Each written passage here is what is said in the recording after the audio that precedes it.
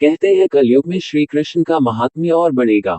श्री कृष्ण सिर्फ कर्म करने की प्रेरणा देते हैं। उनके मुख से निकली गीता में काफी सारे श्लोक जीवन दर्शन का एहसास कराते हैं। दुनिया में सबसे अधिक आध्यात्मिक और दार्शनिक ग्रंथ गीता के श्लोक समुंदर से हमने टॉप श्लोक चयनित किए हैं। आप उन्हें पढ़कर कृष्ण को और अधिक ध्यान से समझ सकेंगे। कर्मण्येवाधिकारस्ते मा फलेषु कदाचन मा कर्मफल हेतुर्भूर्माते संगोस्त्व कर्मणि। द्वितीय अध्याय श्लोक 47। अर्थ है कर्म पर ही तुम्हारा अधिकार है, कर्म के फलों में कभी नहीं। इसलिए कर्म को फल के लिए मत करो।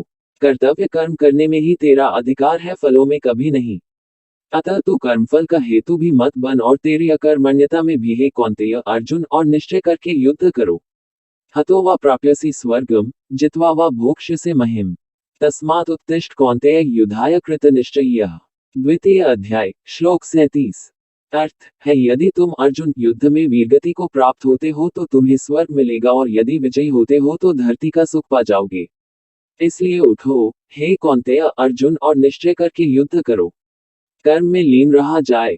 ध्यायतो विषयान् पुंसः संगस्तेषुपजायते संगात् संजायते कामः कामात् क्रोधो विजायते। द्वितीय अध्याय श्लोक 62। अर्थ है विषय वस्तुओं के बारे में सोचते रहने से मनुष्य को उनसे आसक्ति हो जाती है। इससे उनमें कामना यानी इच्छा पैदा होती है और कामनाओं में विघ्न आने से क्रोध की उत्पत्ति होती है। इसलिए कोशिश करें कि विषयाशक्ति से दूर रहते हुए कर्म में लीन रहा जाए। मनुष्य खुद अपना ही का नाश कर बैठता है।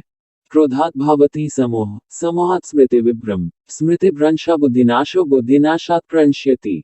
द्वितीय अध्याय श्लोक 63। अर्थ है क्रोध से मनुष्य की मति बुद्धि मारी जाती है यानी मूढ़ हो जाती है, कुंद हो जाती है। इससे स्मृति भ्रमित हो जाती है।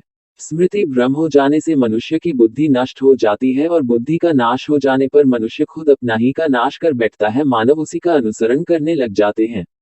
यद्यदचरति श्रेष्ठस्तत्तदेवेतरुज्जन स यत् प्रमाण कुरुते लोकस्तदनुवर्ते। तृतीय अध्याय श्लोक 21। अर्थ है श्रेष्ठ पुरुष जो आचरण यानी जो काम करते हैं, दूसरे मनुष्य आम इंसान भी वैसा ही आचरण वैसा ही काम करते हैं।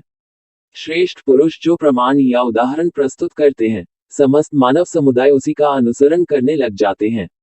आत्मा को न शस्त्र काट सकते हैं, नैन छिद्रंती शस्त्राणि नैन दहती पावक न चैन क्लेदयन्त्यापो न शोषयति मारुत।